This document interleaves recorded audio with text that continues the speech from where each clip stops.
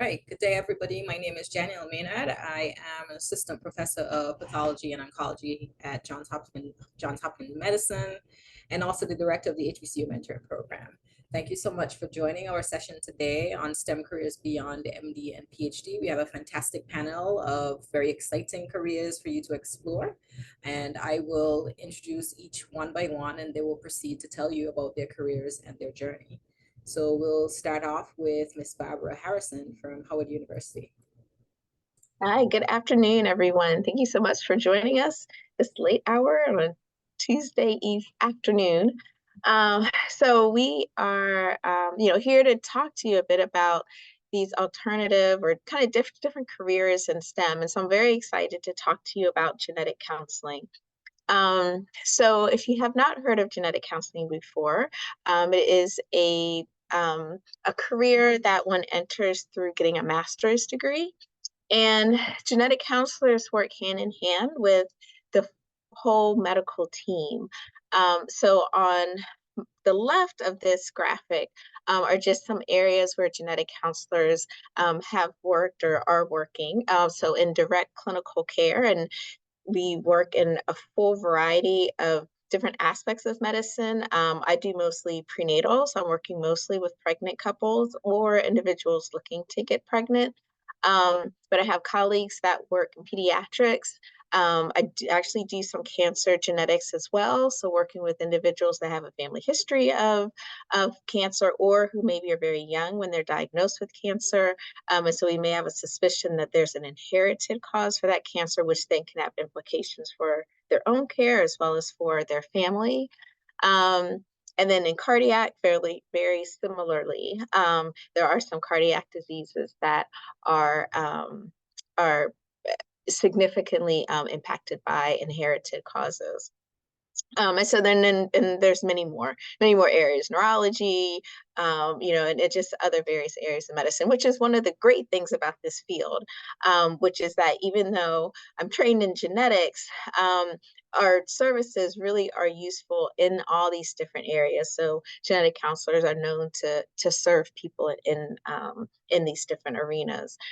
Some genetic counselors involve clinical research, and so down this, well, quite a bit down the street from Johns Hopkins is the NIH. And so there are many genetic counselors who work at the National Institutes of Health and work in clinical research, as well as other institutions as well. In public health, there's a huge public health program called newborn screening, and almost all those conditions there are genetic. And so you will find genetic counselors involved in that process. Someone has to do all this genetic testing. And so there are genetic testing laboratories, and they employ genetic counselors to really help, not with the bench work, but to help be a liaison between medical professionals, be it genetic counselors or physicians, nurses who are ordering genetic tests and helping to explain maybe what tests are best to order or explain the results that come back from those, as well as doing some work around analysis and interpretation of genetic testing results. And then there are genetic counselors that work pharmaceutical companies. Pharmacogenetics is a huge field that we're learning more about. And, really when we talk about things like personalized medicine and making sure the right person gets the right drug at the right time for their disease at that moment, that really the foundation of that often is genetics. So hopefully even just by going through there, you can really appreciate the pervasiveness of this field and the pervasiveness of genetics in medical care. So to be trained and be an expert in this area means that you have a lot of value in that medical space. Now, on the right, my graphic is just showing some of the roles that genetic counselors play. And these are, really focused on a role in a clinical arena. So we provide information and support to families, whether it's talking them through what a genetic test involves, what information you'll actually get from it, what are the options that you'll have depending on the outcome of those tests, getting people to even understand what genetics is. We know that we are in a society where health literacy is pretty low and genetics literacy is even lower. Yet genetic testing is taking a forefront in a lot of areas of medicine. So it's important for individuals to really understand what genetic tests are how those tests are done, what they're looking at, what information they can give, um, how powerful they are, how much are they really determining what that outcome is. So helping people to really understand that and then make decisions based on that is really where those genetic counselors sit. I take a lot of time taking family history and reviewing that family history with the family to help identify what risks there might be in a family. We take that information and can provide risk information for other individuals in the family. So determining whether that condition is autosomal recessive or dominant or X-linked is then going to impact the risk for other family members as well as the patient that I'm talking to either have a child with that condition or develop that condition themselves. So you can go to the next slide. So, what does this field look like? What does the career kind of path look like, and what are the promises? Once you graduate with this degree. So, in order to be a genetic counselor, you have to get a master's degree. It's typically a 2-year program. There are a few programs that are 2.5 years, but typically it's 2 years. And upon graduation, um, the majority of those students are employed. Um, and um, and you can see in the I can't point to it, but in the part of the graphic that has the dollar sign, you can see that the average pay for genetic counselors is pretty respectable. Now, I will say that this number is probably pretty significantly influenced by those counselors that are hired by pharmaceutical companies. They've kind of pushed our salaries up. I was saying clinical care is probably um, in some areas is certainly within 6 digits. Sometimes it's just under that. But regardless, again, pretty respectable. And this is an average salary. Not everyone starts at a salary like this. Um, but it is, you can do, pretty well for yourself.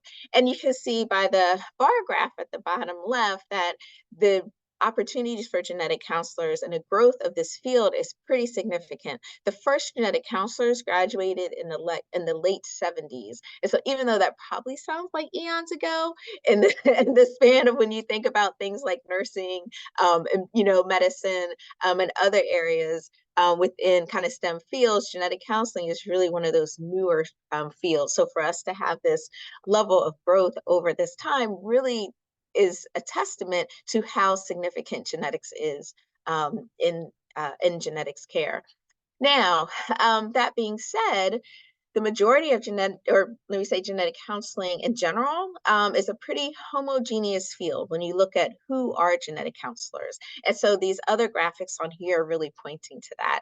And hopefully, part of my goal here is to really influence some of you, hopefully, to go into this field because I desperately need to see more people who look like me in this field. So you can see um, a pretty significant minority of genetic counselors even speak a second language. And when we think about providing medical services to our communities, being able to speak the same language can be pretty important. I mean, I use an interpreter all the time, but if I was able to really have that one-on-one without that third party there, that would be quite valuable. So having that skill of being multilingual is important.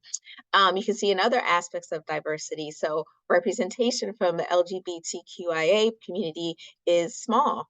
And this can be very important in genetics. Genetics is a very gendered space. We talk about men and women, all the time, mothers and fathers, and really having the presence there of individuals that always think in those very kind of discrete boxes is important, and also to being welcoming to our services. And then you can see in the bottom right, this is just a graphic showing the percentage of different ethnicities in our field. And so it looks like, for example, Asians is a lot, but just note the top of that graph is 10%. So when you look at African American, which of course is very near and dear to me, you can see that those lines really are pretty flat, right? So we have not had a lot of significant growth in terms of diversity, even over my time in the field. This is something that is getting better. We are, the lines are somewhat trending up for some of those. but it's just really important that we engage our communities to talk about the issues, talk about genetics, and talk about the importance of genetics and in our health. And then the top, just the top graphic was just showing the geographic um, distribution of genetic counselors, and they really do tend to be concentrated in certain states and concentrated around urban areas, and not so much around rural areas. And that's another major challenge that we have. Okay, move forward. So how did I become a genetic counselor? So this, it's just kind of walking us through. I knew in high school I had an interest in health, I had an interest in science, um, and eventually I kind of developed an interest in genetics. I had two cousins of mine who had sickle cell disease, and so I think without me even realizing it, that was kind of planting some seeds into my interest into genetics. But as I got through undergrad, I went to a PWI, I went to Maryland College Park. But while I was there, I was kind of hanging out with pre-med folks, but really knew that wasn't really fitting into what I wanted. Some of the things that influenced that was that kind of life, kind of family and work balance that wasn't particularly attractive to me when I thought about being a physician. Um, and even nursing, being on call, like those things just didn't appeal to me. And that was all I knew at the time. Now I'll say I know much more about both of those fields and realize it doesn't always have to be that way. But in the moment, that's kind of what I knew. And so I was kind of looking around for anything that would allow me to be in this health space, but really kind of have that 9 to 5, that limited time frame that I was having to be at work. And so genetic counseling ended up being it. I'll spare, because of limited time, I'll spare you the story about how I found out about the field. But just to say that once I landed there, I was really happy. I went to University of Pittsburgh for my master's degree. Then I went on to actually work here at Howard, and I've been here at Howard University really ever since, and have been really happy here. I've been able to see patients, I get to teach, and again, I'm an expert, so I get to teach medical students now. I teach nursing students, I teach dental students about genetics, as they have to know. And so it's been quite rewarding to have the expertise in this type of field. And so I've taught genetic counseling students, and currently I see patients, I do this teaching. I also do community outreach work in sickle cell, which again was very important to me. And we're here at a Center for Sickle Cell Disease at Howard. And so actually just today, I just got off the phone, from planning one of our big outreach events. And so that's been a nice balance to some of the other duties that I have as a counselor. And so just to round out some of the good and the other with genetic counseling. So hopefully I've talk to you a bit about what the good is, right? So I get to see patients, which was something that I wanted to do. I wanted to see patients. I just didn't necessarily want to operate on them or draw their blood or do those kinds of things, right? And so this allows me to interact with patients, to have these deep discussions with them, help them make really difficult decisions sometimes, but be there as a support person. It only required me to go to school for 2 more years after undergrad, which was really attractive to me. Again, having this area expertise that's valued in very different places, acknowledging these health disparities and the disparities within our field has, happened better in these last couple of years. And so to be on the forefront of that and really being able to impact that has been important to me, and being able to link with like-minded folks. Now, on the other side, I'll say that being a genetic counselor, that is what I do. I'm in genetics. That is my level of expertise. And so if you got a degree, let's say in public health, you might be more versatile than that degree in genetic counseling, which trains you to do this thing. But it's not to say that my skills are not transferable to other places. And so there are genetic counselors who work in education and work in other areas as well. The lack of diversity is always a challenge, but again, trying to get better at that. Burnout is an issue for some individuals in our field. You can be talking to people who have children that have these significant genetic diseases where they don't live very long. Those things can pull on you. I'm talking to, pregnant patients who have, a lot of hope for their fetus. Then the fetus just isn't looking good on ultrasound, and we don't think that baby's going to make it. So it can lead to some burnout. And so, we certainly have some self-care strategies around that. And then lastly, we are working toward being recognized as health professionals, I'll just say, by the Center of Medicaid Services. This is the reason why this is important, is that many genetic counselors can't bill directly for their services. And so because of that, that can lead to some limitations as to how our employment works. But we're actively working on that as well. So thank you so much for your time. I'm definitely here for questions afterwards. Thank you so much. We're going to jump right into Ms. Nadia Vassal. Okay, hi, can everyone hear me? Yes. Yes, okay. Yes.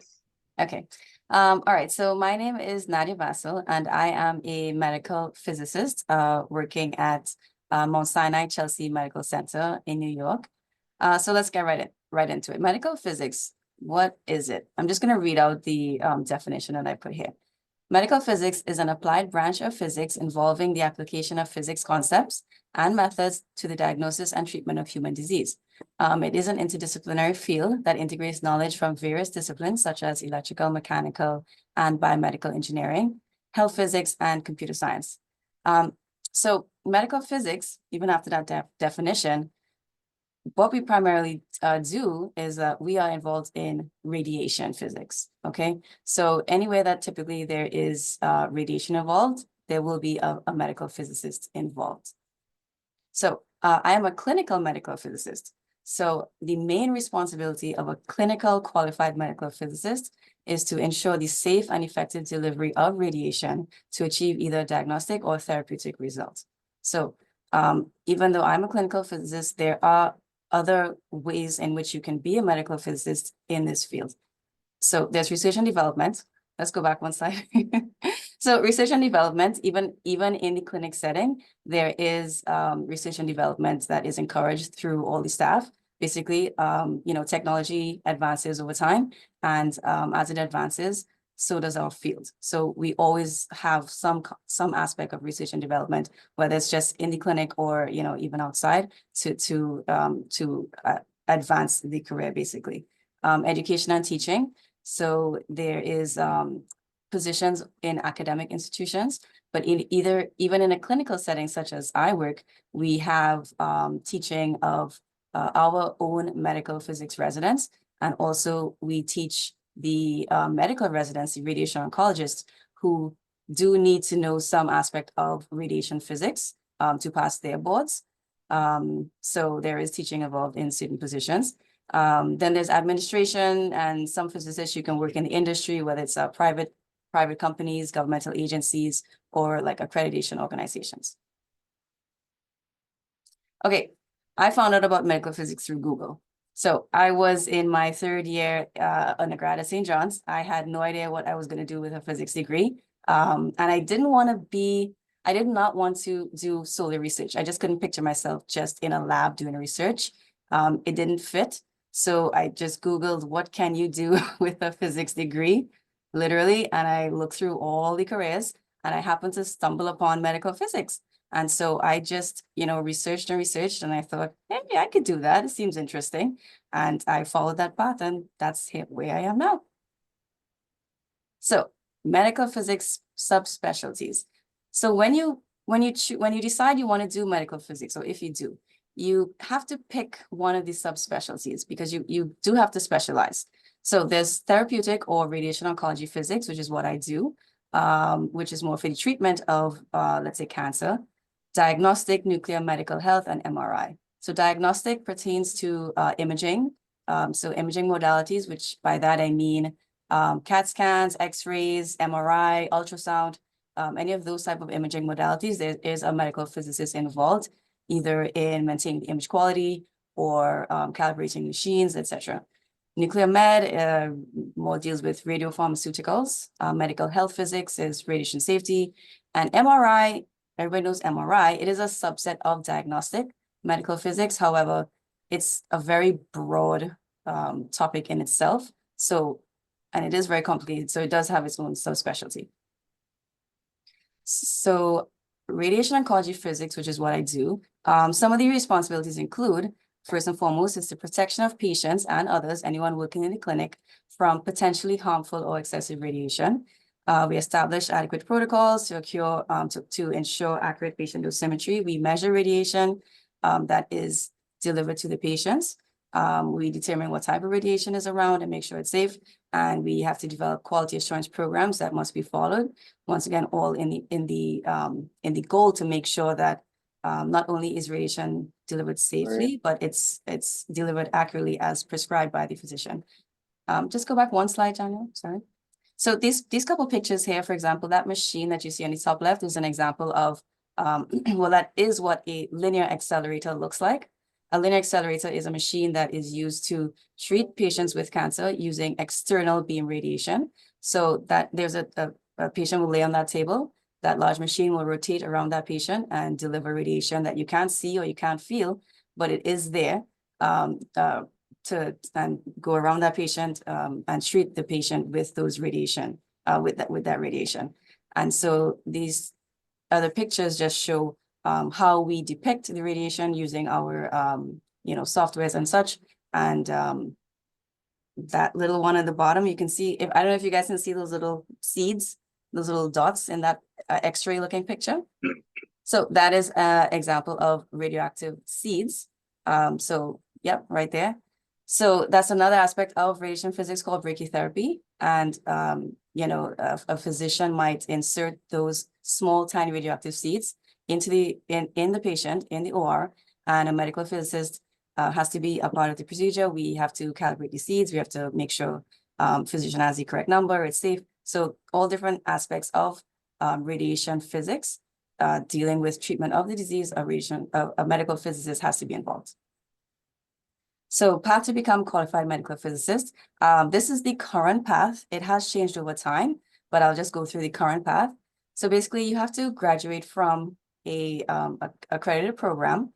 And by graduate, meaning it's a graduate program, either master's degree or PhD or doctorate, DMP. Then you have to do a residency program. Residency programs can be anywhere from 2 years to 2 to 3 years. Standard is 2 years, but they are coming out with more programs now that are extending past 2 years into 3 years for maybe PhD students who want to have more of a research aspect. So it'll be 2 years clinical plus maybe 1 year research. And then along that path leads to a board certification. In this field, you do need to become board certified to work independently in a clinic. And the most current board certification that we acquire is from the ABR, or the American Board of Radiology. So this is the certification process. So there's 3 exams. Part 1 is a computer-based exam, which combines the general physics knowledge and a clinical aspect. And you would typically take that exam after you finish your grad program. Then part 2, you will get allowed to take part 2 once you have finished a residency program. When I was graduating from school, the residency program was optional. And so at the time, I left graduate school and I started working right away. So they had the option of working 3 years in the field and then taking your exam. Now it's mandatory that you must take a residency program. So there's no more on-the-job training. So it's an approved residency program. And after that program, you then are allowed to take part 2. After you finish part 2, then you can take part 3. Part 3 is an oral exam. It used to be in person. I'm not sure if they're doing it over Zoom. They were doing it over Zoom during the COVID. I'm not sure if they have a mix now, but it is a very long oral exam, maybe about 3 hours, but it's testing your practical clinical medical physics knowledge and your clinical judgment and your level of communication. When you're in the field, you have to be able to communicate your knowledge to various different staff, nursing staff, physicians, radiation therapists. So you need to have some level,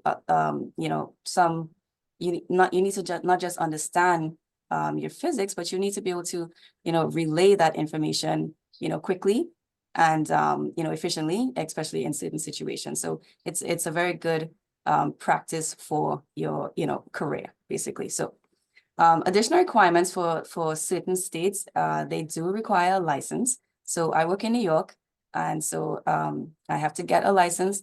In order to get a license, you just have to apply through a governmental agency, and they will give it to you. But depending on which state you work in that requires a license, will have different requirements. So for New York, you do have to have your certification in order to apply for your license. And okay, pros and cons. So it's a very versatile and dynamic field. By that I mean there are many different options for how you want for how you want to your life to be, in other words, how you want your work to be. So you can find a position that best suits, you know, what you think you want to be. If you want to do, if you want to work in a clinic, you want to be immersed in that real-time aspect of working with physicians and patients, you can do a fully clinical position. If you want to do more research, you can do half and half. We have some remote options based on, you know, part-time remote work for, you know, you can do research 2 days at home, you can work in clinic 3 days. So there is a lot of, you know, versatility in the field, which makes it good options wise. You collaborate with various professionals, so you are a valued member of the team.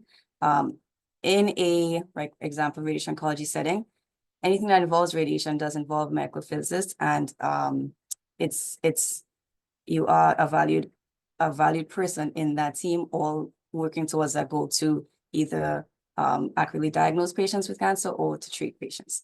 And there's a large opportunity for career growth. It's a small field. However, there are a lot of job opportunities. So it's right now, you know, we always comment it's easy to jump around from position to position because there are a lot of, you know, openings, etc. There it's small, but it is it's a good career option. It's not like you can't get in and you know you can't find positions. It's very good.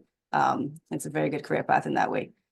The main con, I would say, is just the path to certification. It can be challenging, not just the exams getting there, but like I said, you have to go through the residency. You have to get into one first. There is a match program similar to physicians. You know, there's a match program that you must be placed into, a residency program. So you have to pass each step to get into you know, to be allowed to take your certification exams. And if they don't take the certification exams, you would not be able to get qualified. So there's just a few steps that has to be passed through that way to get to it. And once you pass through those exams and you get qualified, that's it. Take it from there.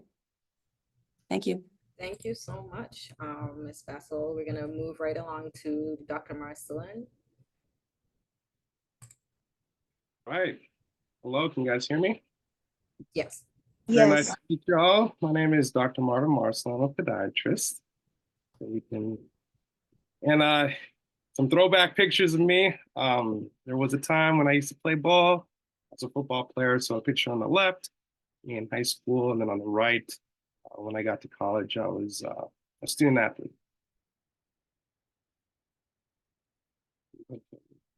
Oh, can I control it? I think I can. Cool. All right. So path to podiatry. This was my path to podiatry. However, big picture wise, we're looking for 4 years of undergraduate studies. Once you finish that, you can go ahead and take the MCAT to, that's usually what's utilized as your entrance exam. And once you decide what direction you want to go, podiatry is its own path in itself. There's 11 podiatric medical schools in the nation. When I was studying, there were 9, so it's slowly but surely increasing. And if and when one gets into podiatry school, it takes 4 years to get through. And you have the first 2 years, which are primarily didactic.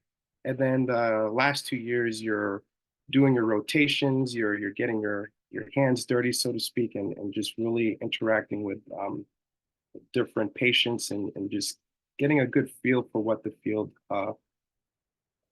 and that enables you to do. And after you finish from podiatry school, you are considered a doctor. And again, podiatry in general is a medical specialty that specializes specifically in the foot and the ankle. But depending upon what state you're in, it could also include everything below the knee, which is pretty awesome. I myself went to a residency called Roxborough Memorial Hospital, which is in Philadelphia. But typically the residency is anywhere from 3 to 4 years. And podiatrists, we all get trained in surgery, but we don't necessarily all do surgery. So I was trained in surgery, but right now where I currently am, I don't really do too much surgery at the moment. So some cool pictures. Just a picture on the left shows a bunion, and basically what a bunion is, it's an angular uh, it's an angular relationship between your metatarsal and your phalanges, and such that it causes a bump. And in order to correct the bunion, one has to do surgery where you're basically breaking some bones, realigning them, and then holding that realignment with some sort of fixation, whether it's a plate or screws. And the picture on the bottom left is kind of an after picture, before and after, of what one can expect or hope to expect if they want to get bunion surgery done. And podiatrists, we do this all the time. We take care of the foot and the ankle, and certainly correcting bunions are definitely in our scope. And the picture on your right, we're showing just a foot, a lateral view in which you're looking at a heel spur. But what's interesting about the heel spur, a lot of people are saying, oh, I have a heel spur, I'm having so much pain, et cetera, et cetera. Well, the heel spur is actually just a byproduct of increased tightness of your plantar fascia that's pulling on the heel, causing the bone to grow in the direction of the pull. So it's not necessarily that the heel spur itself is causing pain. It is a byproduct of tightness.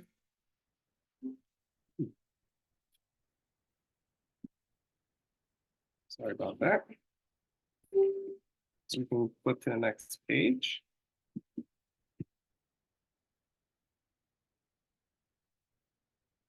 And with podiatry in general, it's a huge span from conservative to invasive. You can decide to do surgery, or you can decide not to do surgery. The previous picture was just a sports medicine picture, and what we were basically highlighting was you can utilize something called orthotics, and orthotics are the shoe inserts that you put in your feet or in your shoes to kind of put your foot in a better position. So the picture on the right shows without orthotics, this person tends to pronate, which basically means that their foot is flattening out a bit. And when they put the orthotic in, it gives you better alignment, thereby relieving some pressures that one may have at the level of ankle, maybe at the level of knees, or even at the level of the hips. So there's a lot of hands-on aspects. So me as a podiatrist, I actively mold the patient's feet, and I'm able to create a cast from that mold. And then we can either create the orthotics ourselves, or we can send it out to a lab to get the orthotics made. And something that's pretty interesting, a lot of athletes use orthotics. In fact, there was at one point, the majority of NFL running backs have to have orthotics because of the amount of cutting, the amount of pressure, the amount of changing directions that they have to do when they're playing sports. So it's something that is really intertwined with sports, which I find is pretty rewarding when you can actually help somebody achieve the goals that they want to achieve. So we can flip to the next slide.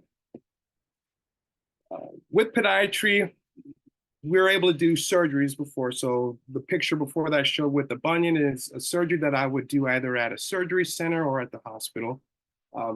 The next slide we showed just me creating, or an individual who can create an orthotic to help people for sports or everyday walking. And this is a picture of some just in-office procedures that we do.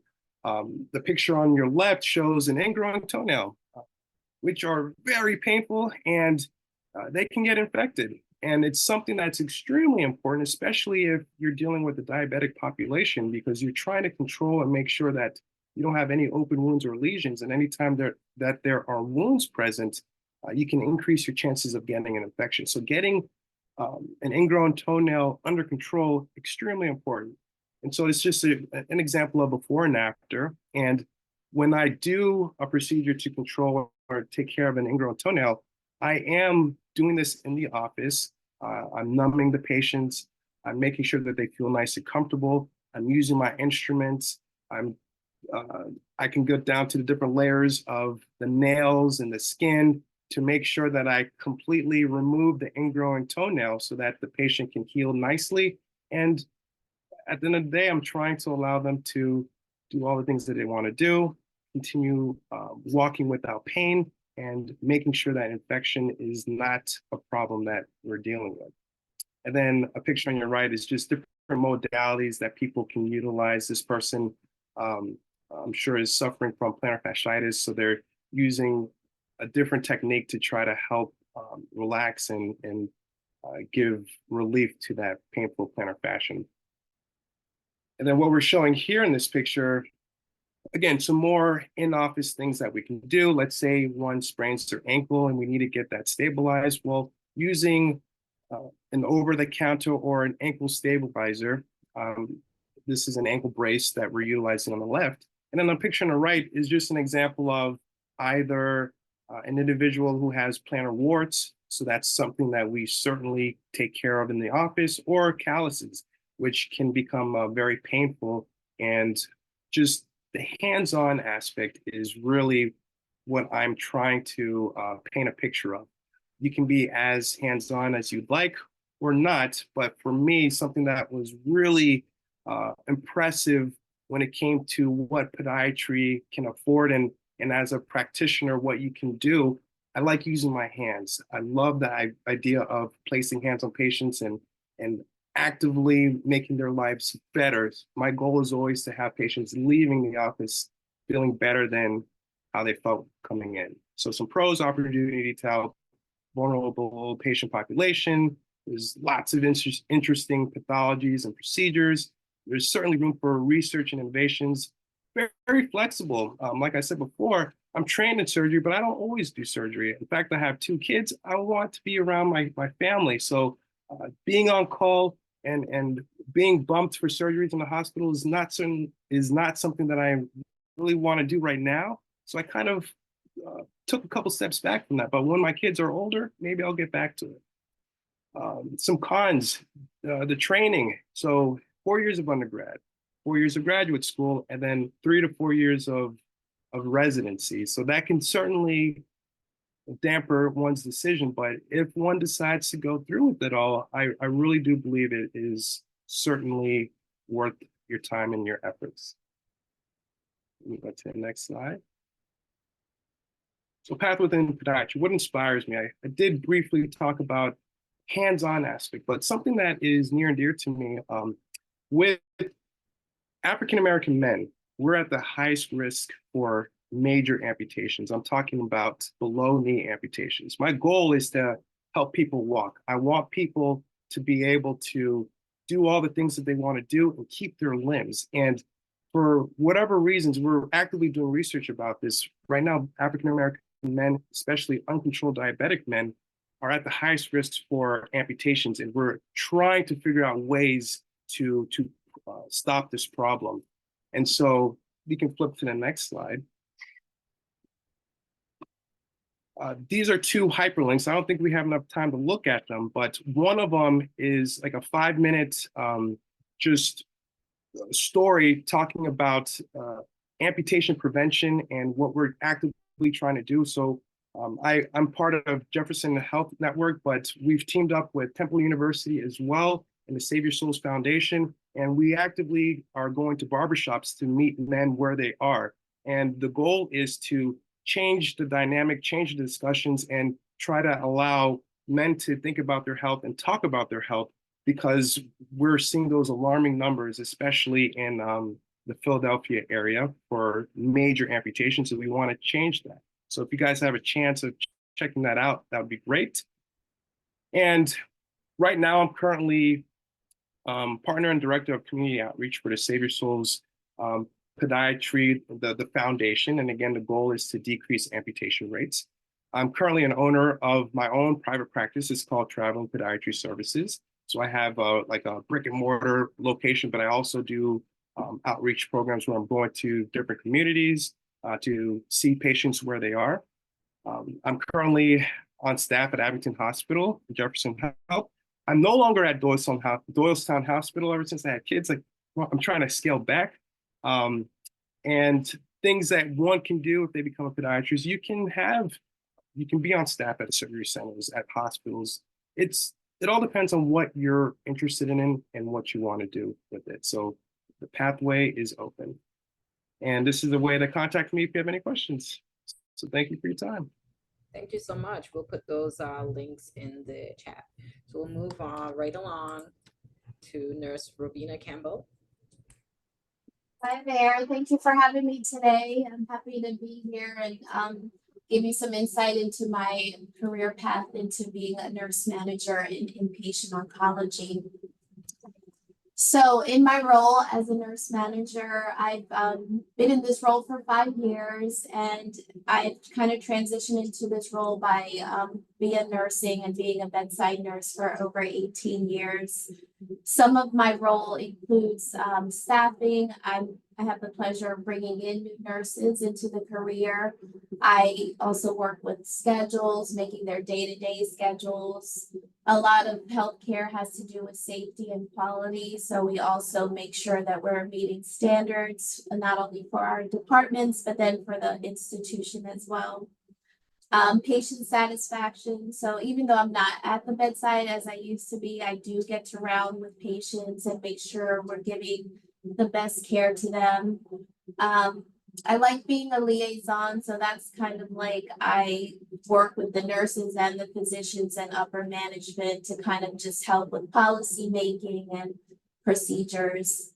Budgeting, not my favorite, but I definitely deal with budgets and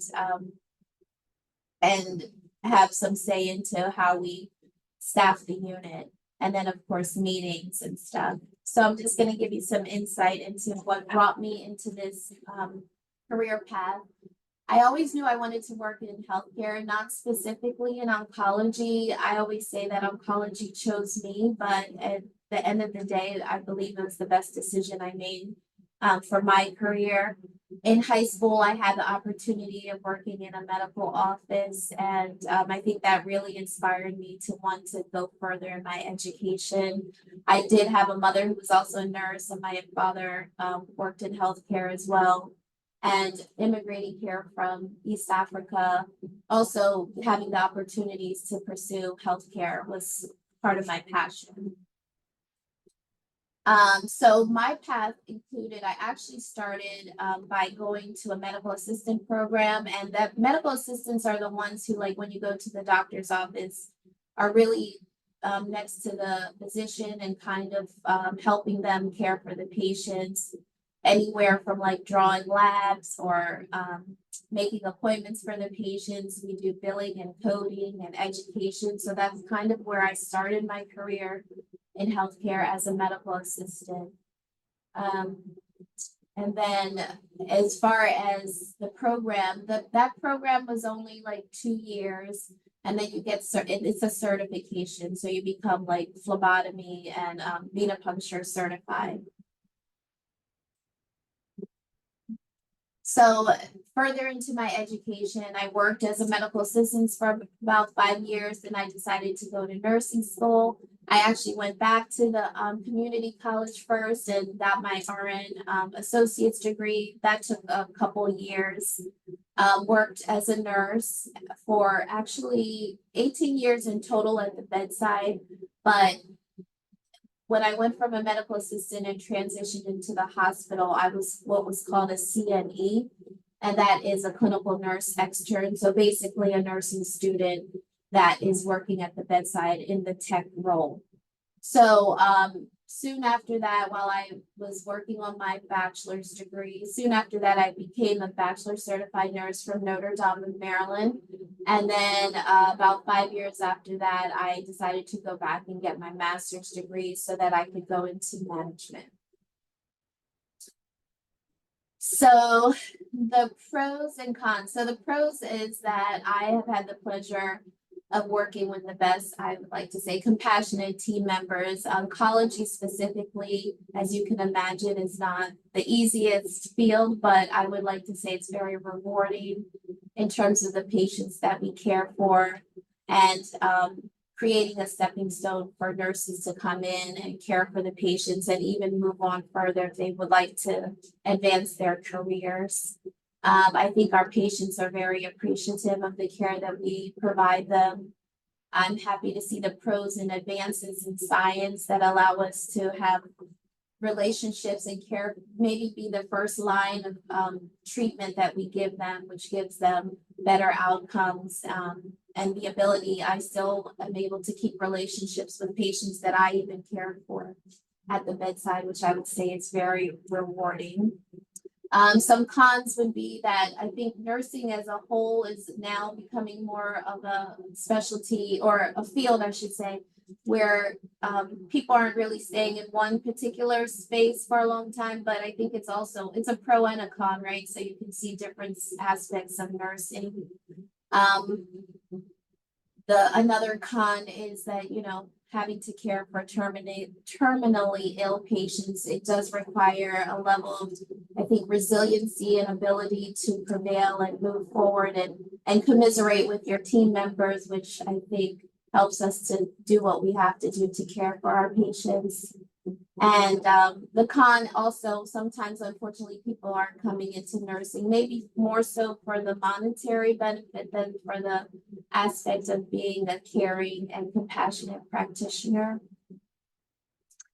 And so why should you become a nurse or nurse manager? I think it's a meaningful job. I see the value in being able to, how I was brought into the field of nursing. Now I can create opportunities for other nurses to start their careers. There are several different career opportunities. You don't have to be at the bedside. You don't have to be in management. Nursing spans many different areas into technology, and even most recently, I learned about artificial intelligence and nursing. So I think nursing is diverse. You have so many options. And I think, in terms of monetary, it is a job that has high earning potential and job stability, because I believe that even though there are technology changes, that will always be needed, and we're happy to do it. Sorry, I went really fast, but thank you so much for having me. And good luck with all your studies and your future career paths. Thank you so much. All of these presentations were absolutely fantastic. At this point, I'm going to stop the recording so we can get directly into the Q&A.